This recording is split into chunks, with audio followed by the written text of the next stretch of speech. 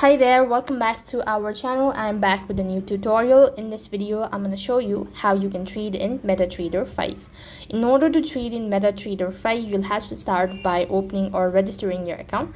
So for that, you just have to go and open up or log in into your MetaTrader account. In my case, I happen to already create my account and it's already verified. So when you're logged in, that's going to take you to the home page, which is going to look something like this. So while you're on this page, what you can do is you can just go to the trading tab right at the bottom from the menu bar, and here you can see the balance that I have currently. So if you don't have an account, if you don't have a balance, then you must have a balance in order to trade on MetaTrader 5.